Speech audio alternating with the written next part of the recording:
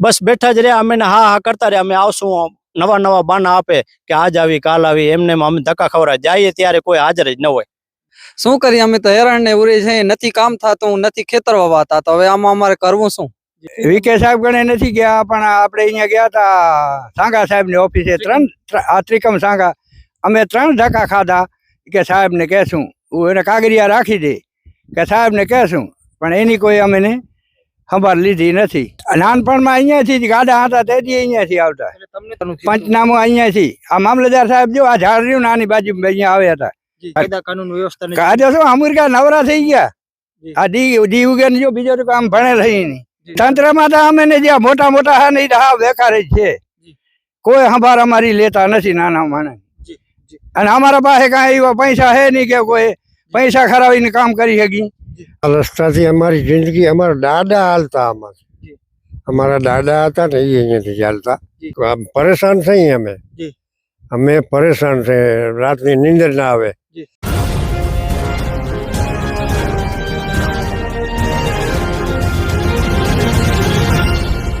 નમસ્કાર મિત્રો, સ્વતંત્ર સમાચારમાં આપનું સ્વાગત છે. મિત્રો, અત્યારે આપણે અંજારના ખારા પસવાડિયા ગામની સીમમાં છીએ અને તમે મારા પાછળ દ્રશ્યોમાં જોઈ શકો છો એક ખેતર આવેલું છે. અને આ ખેતર માટે 2022માં રસ્તા માટેનો કેસ મામલતદાર શ્રીની ઓફિસમાં નાખવામાં આવ્યો હતો. ત્યારબાદ મામલતદાર શ્રી દ્વારા અહીંયાથી જે રસ્તો છે જે તમે જોઈ શકો છો અત્યારે બંધ કરવામાં આવ્યો છે, આ રસ્તો એ ચાલુ કરાવવા માટેનો પ્રયાસ કરવામાં આવ્યો હતો અને એમના દ્વારા હુકમ કરવામાં આવ્યો હતો કે આ રસ્તો જેના દ્વારા પણ બંધ કરવામાં આવ્યો છે એના દ્વારા ખોલાવવામાં આવે. પરંતુ અફસોસની બાબત એ છે મામલતદાર શ્રીના જે હુકમને પણ અત્યારે અવગણીને એમના દ્વારા હજી સુધી રસ્તો ખોલવામાં નથી આવ્યો. ત્યારબાદ આ જે વસ્તુ છે રસ્તાની એ એસડીએમ સાહેબ એટલે કે પ્રાંત કચેરીમાં ગઈ હતી. પ્રાંત કચેરીમાં પ્રાંત સાહેબ દ્વારા પણ એ જ હુકમ કરવામાં આવ્યો કે તાત્કાલિક ધોરણે આ જે રસ્તો બંધ કરવામાં આવ્યો છે, ખેતરમાં જવાનો આ માર્ગ બંધ કરવામાં આવ્યો છે, એને પાછો ચાલુ કરવામાં આવે. પરંતુ અત્યારે 2025 આવી ગઈ છે, પરંતુ 3 વર્ષથી આ જે સ્થિતિ છે રસ્તાની એને છે. મિત્રો, આ બાજુમાં પાછળ તમે જોઈ શકો છો આ બધા ખેડૂતો છે જેમનો રસ્તો બંધ થયો છે. હવે મુદ્દાની વાત કરીએ. 2022માં ભાઈ મામલતદાર પાસે જાય છે, એસડીએમ પાસે જાય છે અને આજની તારીખમાં ભાઈ હજી 3 વર્ષમાં ઈ ને ઈ પોલીસ સ્ટેશનથી મામલતદારથી એસડીએમ કચેરીથી હવે કોર્ટ સુધી આ કેસ પહોંચ્યા છે. પરંતુ કોર્ટમાં અત્યારે જ્યુડિશિયલમાં આ જે કેસ ચાલુ છે એમાં ક્યાંય એવું લખેલું નથી કે તમારા આ જે રસ્તો છે એમાં ઉપર કોઈ સ્ટે છે કે એને બંધ કરાવી શકે. એટલે અત્યારે એક ખેડૂતની પરિસ્થિતિ શું છે કે પોતાના ખેતરમાં એને જાવું તમે જોઈ શકો છો તો એના માટે કોઈ રસ્તો જ નથી. અહીંયા આવી જાહેર પંચનામું કરવામાં આવે છે સર્કલ દ્વારા, પરંતુ એ પંચનામાનો મતલબ શું છે? જ્યારે ખેડૂતને એને હાલવા ચાલવા માટે રસ્તો નથી મળતો તો પંચનામાનો મતલબ શું હતો એ મને સર્કલ સાહેબ સમજાવશે તો મને ખ્યાલ આવશે. આ રીતે અત્યારે કાયદાના સંકંજામાં ખેડૂતોને નાખીને ખેડૂતો સાથે કઈ રીતે કણગણત કરવી અત્યારનો એ મુદ્દો બની ગયો હોય. ક્યાંક ને ક્યાંક ખેડૂતને અત્યારે દબાવવાનો પ્રયાસ કરવામાં આવી રહ્યો છે. ત્યારે સ્વતંત્ર સમાચારની ટીમ અહીંયા સ્થાનિક લેવલે પહોંચી છે સર્વે માટે કે ખરેખર અમને એ આવીને એવું ખબર પડી કે આ જે ખેડૂતો તમે જોઈ રહ્યા છો આ ખરેખર એમના માટે હાલવા ચાલવા માટે કોઈ રસ્તો જ નથી.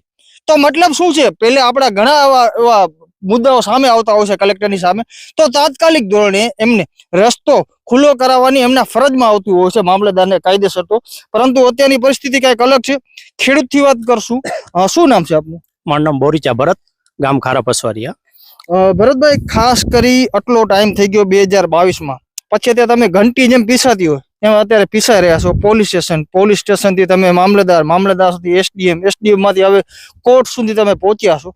શું કહેશો? અત્યારે ખેડૂતની કેવી પરિસ્થિતિ છે? અત્યારે હાલત બહુ ખરાબ જ છે. અત્યારે ખેતર વાવવું તે બહુ તકલીફ પડી રહી છે. અમે 2022થી મામલતદાર કોર્ટમાં કેસ નોંધાવ્યો. પહેલે એને ખેડૂતને અમે સમજાવ્યા કે ભાઈ રસ્તો અમારો અહીંયા જૂનો છે, દસ્તાવેજમાં પણ બોલે છે, પણ એનો કોઈ અમારો અવગણ્યો નહીં. એટલે અમે મામલતદાર કોર્ટમાં કેસ નોંધાયો. એમાં પણ અમે જીતી ગયા. જીત્યા પછી અમે કલેક્ટરમાં પણ ગયા, એસડીએમ ઓફિસમાં, ત્યાં પણ અમે જીતેલા છીએ. પણ હજી સુધી કોઈ રસ્તો ખોલવામાં આવ્યો જ નથી.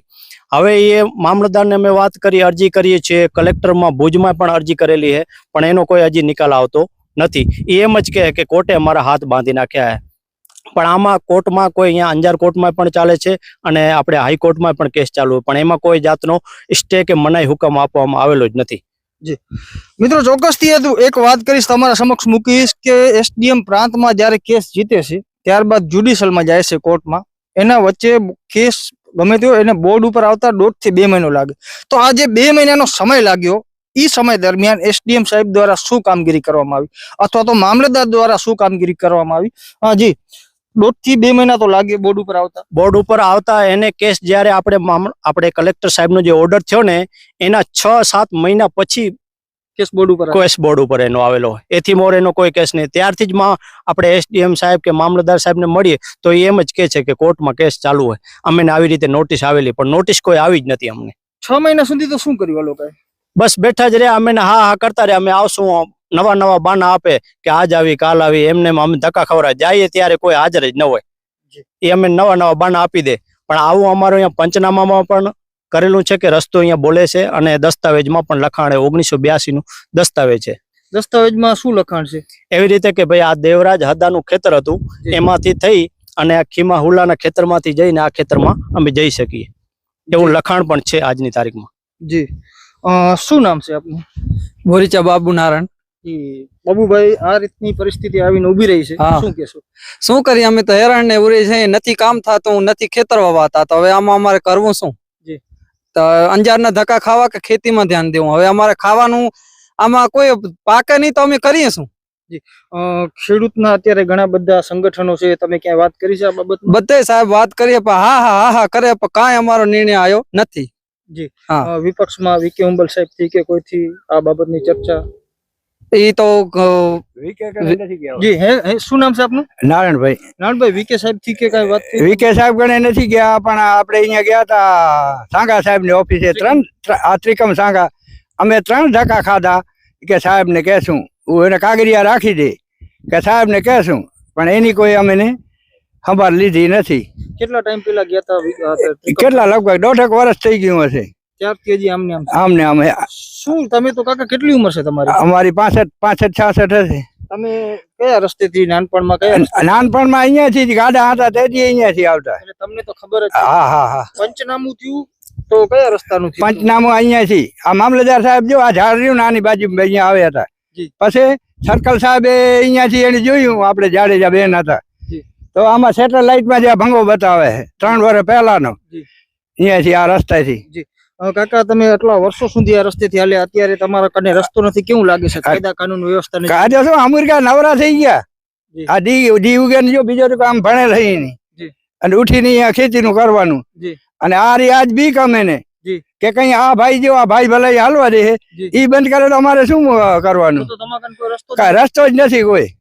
હા, શું કેશો વ્યવસ્થાને લઈને, કાયદાને લઈને તમે? અને આપણે સર્કલ પાસે ગયા, પેલા એને બીજો 2 હુકમ કરેલા છે મામલતદારે, તો કે અમે અહીંયા જીસીબી લઈ આવ્યા, સાધન લઈને રાખ્યા. અમે કેટલા 11-12 વાગે સુધી વાત જોઈ, પછી ફોન કર્યો તો કે સર્કલ સાહેબ નું કોઈ એક્સપાયર થઈ ગયું. એવી રીતે પાછો એને રિપ્લાય કરી. કાકા, એમની કાયદા કાનૂન વ્યવસ્થાને લઈ 3 વર્ષ થઈ ગયા. 3 વર્ષ શું 2 મહિનામાં ગમે તે વસ્તુનો ખુલાસો થઈ જાય? તમને કેવું લાગે છે અત્યારનું તંત્ર જોઈને? તંત્રમાં તો અમે ને જ્યાં મોટા હા નહીં, હા બેકાર જ છે. કોઈ સંભાળ અમારી લેતા નથી, નાના માણસ. અને અમારા પાસે કાંઈ એવા પૈસા હે નહીં કે કોઈ પૈસા ખરાવીને કામ કરી શકી. આ પોઝિશન હે અમારી. મિત્રો, તમે જોઈ શકો છો, વૃદ્ધ છે અને એમને અત્યારે જે કાયદો અને આ વ્યવસ્થા છે એના ઉપરથી વિશ્વાસ ઉડી રહ્યો છે. શું કારણથી સામાન્ય લોકોને અત્યારે કાયદા અને વ્યવસ્થાની જે પરિસ્થિતિ છે એ ભાંગી પડી છે? કારણ કે આ લોકોને કોઈ દ્વારા અત્યારે મોટા આપણે અધિકારીની વાત કરીએ, મામલતદાર સાહેબ હોય કે પ્રાંત સાહેબ હોય, ખરેખર એમની જવાબદારી છે કે ખેડૂતને ન્યાય અપાવવાનો હક છે. કારણ આ ધરતીપુત્રો છે, અત્યારે એના ખેતરમાં આવી શકતા હોય. આજે આ સાહેબ તમે જે અનાજ ખાઓ છો ને 2 ટાઈમનું, આ એમની મહેનતથી, એમના મહેનતથી ઉગે છે. અને આના ટેક્સના પરસેવેના રૂપિયા તમે પગાર ખાઓ છો, એટલે એ બાબત તમને ધ્યાનમાં રાખવી જોઈએ કે તમે ગમે ત્યારે અહીંયા આવીને પહોંચો છો, પંચનામું કરો છો અને તમે હુકમ કરો છો કે ખરેખર આ રસ્તો ખોલાવવામાં આવશે, પરંતુ શું કારણથી ખોલાવવામાં નથી આવ્યું તમે એની તસદ્દી નથી લેતા. ત્યારે અત્યારે આ ખેડૂત છે એ નારાજ છે તમારાથી. શું નામ છે કાકા? પછી જીવા. જી કાકા, શું કેટલા વર્ષો તમે આ રસ્તાથી હાલ્યા હશો? આ રસ્તાથી અમારી જિંદગી, અમારા દાદા હાલતા આમાંથી. અમારા દાદા હતા ને એ અહીંયાથી ચાલતા, અને અમારા ભાઈનું જ ખેતર છે આ. અને એ અમે ભાઈએ વેચ્યું અને બાવાને દીધું. હવે બાવાને દીધું તો એમાં એ કહે કે મારા દસ્તાવેજમાં છે, પણ અમારા દસ્તાવેજમાં છે. જી. આ ભાઈ નારાયણભાઈનું ખેતર આ લેવડાનું, જી. એમાં આ ભાઈ તેજી અમારા ભાઈ કને હતું ખેતર, જી. અને એ એના કને લીધું એટલે આમાં દસ્તાવેજમાં લખાયું છે કે આમાં રસ્તો અમારો છે. જી. એ અમારા ભાઈએ લખી દીધું છે આને, બરાબર આ બાવે નથી લખી દીધું, બરાબર ભાઈએ લખી દીધું. તે વાહે બાવે લીધું. જી. અને હવે એ બાવો એમ કે તમારો રસ્તો અહીંયા નથી, જી. તો હવે અમે સરકાર રસ્તો દે જી. ગમે ત્યાંથી. ન્યાય ખપે. હા, જી. અમે બીજું કાંઈ ખપતું ને અમે રસ્તો ખપે. કેટલા વર્ષો સુધી કાકા તમે હાલ્યા ને હવે તમને હાલવા નથી મળતું આ રસ્તેથી, તમારા તો કેવું લાગે છે તમને? હા, 100 વર્ષથી ઉપર કયો ને. હવે હાલવા નથી મળતું તો કેવું લાગે છે? અરે પરેશાન થઈ અમે. જી. અમે પરેશાન છે, રાતની નીંદર ના આવે જી. કે આ ધણી જો ના કહી દે તો ક્યાંથી જાશું. જી. આ તમારા ભાઈનું જ છે આ ને હાલવા દે ભાઈ છે? અમારા સંબંધમાં? ભાઈના જ છે, સમજી છે, સંબંધના કારણે હાલવા દે. હાલવા દે છે. મિત્રો તમે જોઈ શકો છો આ રસ્તો બંધ કર્યો. આ બાજુના રસ્તામાંથી અત્યારે આ ત્રણેય ખેડૂતો છે એ અત્યારે ઉहाँથી આવ જાવ કરી રહ્યા છે. બાકી ખરેખર જો આ વ્યક્તિ ના કરી દે કે હું તમને અહીંયાથી હાલવા નહીં દઉં તો ખરેખર આ જે પાછળના જે ખેડૂતો છે, આ રાજમાર્ગ છે, અહીંયાથી હાલવા ચાલવાનો રસ્તો છે, દસ્તાવેજમાં ઉલ્લેખ પણ કરવામાં આવ્યો છે આ રસ્તાનો. જો આ ભાઈ એમ કરી દે કે ભાઈ હું હાલવા નહીં દઉં તમને, તો ખરેખર આ ખેડૂતો તમે જોઈ રહ્યા છો એ જાશે કે આની પરિસ્થિતિ ક્યાં હશે. હવે આપણે છેલ્લો પ્રશ્ન કરી લેશું ભરતભાઈથી. આ ભરતભાઈ, ખાસ કરી હજી સુધી તમને ક્યાંય ન્યાય મળ્યો નથી, તમને આશા લાગે છે ન્યાય મળવાની? ન્યાય મળવો તો બહુ મુશ્કેલ જ લાગે, કેમ કે એ કોર્ટનું બાનું દે. કોર્ટ વાળું તો આ 4-5 વર્ષ ચાલે, 10 વર્ષ લાગે. કોર્ટમાં તો એવો કોઈ સ્ટે બી કે ના, મનાઈ હુકમ કાંઈ નથી. અમે સાંસદ વિનોદ ચાવડાને પણ લાસ્ટમાં મળી આવ્યા હતા કે ભાઈ આવી રીતે આમ છે, તો કે હા વાત કરશો, અમે વાત કરશું, પણ હજી સુધી કોઈ નિકાલ જ નથી આવતો. ત્રિકમ છાંગા, વિનોદ ચાવડા, એના સિવાય કેને મળ્યા? એને પેલા જો અમે સરપંચને પણ વાત કરી હતી, ગામના સરપંચ મુખી હોય તો આપણે એને પણ વાત કરી કે ભાઈ આવી રીતે રસ્તો હોય, પણ સરપંચે અમે ના જ સલાહ દીધી કે કેસ કરી નાખો, આનો કોઈ મતલબ છે જ નહીં. એને ઘણો સમજાવવાની કોશિશ કરી અને સમજે એમ છે નહીં, તો એ અત્યારે હાઈકોર્ટમાં ચાલે છે કેસ, પણ એમાં મનાઈ કે હુકમ કે સ્ટે કોઈ લીધેલો જ નથી. જી. ન્યાય તો તમે કહો છો મળવો મુશ્કેલ છે, તો પછી છેલ્લો રસ્તો શું રહેશે ન્યાય માટે? છેલ્લો રસ્તો પછી ઉપાસના કાંઈક કરવું પડશે, કાંઈ ને કાંઈક તો નિર્ણય લેવો પડશે. આંદોલન કરવું પડે. ખેડૂતોના સંગઠનથી મળ્યા તો એમના દ્વારા શું પ્રત્યુત્તર આપવામાં આવ્યો? ખેડૂતના સંગઠન અત્યારે બધા પોતપોતાનું જ કર્યા રાખે, બાકી કોઈ ધ્યાન નથી. તો આના માટે અમે અરજી ગાંધીનગર પણ કરી છે, એ પણ મારી પાસે પ્રૂફ છે કે ગાંધીનગર મેં લગભગ 3 થી 4 વાર અરજી કરેલી છે, પીએમઓ માં પણ અરજી કરેલી છે, પણ એ કોઈ નિર્ણય જ નથી લેતા. મેં ગાંધીનગર વાળા સાહેબોથી પણ વાત કરી કે તમે જવાબ મળે, પણ જવાબ એવી રીતે જ મળે કે અહીંયાથી મામલતદાર જે જવાબ આપે એ જવાબ માન્ય ગણે, એના ઉપર કોઈ ગાંધીનગર વાળા પણ એક્શન લેતા નથી. તો મિત્રો અત્યારનો સમય એવો છે કે તમે પોલીસ સ્ટેશનમાં જાઓ, પોલીસ સ્ટેશનથી મામલતદાર જાઓ, મામલતદારથી તમે કલેક્ટર જાઓ, કલેક્ટરથી તમે એસડીએમ માં જાઓ, એસડીએમ માંથી કલેક્ટરમાં જાઓ, એટલે ઘંટી જેમ પીસાય ને એમ પીસાતા રહેવાનું. અને ક્યાંક ને ક્યાંક જે સામાન્ય લોકો છે, જે ખેડૂતો છે, તેમનો અત્યારે આ પ્રક્રિયાના કારણે અત્યારે તમે એનો વિશ્વાસ ગુમાવી રહ્યા છો.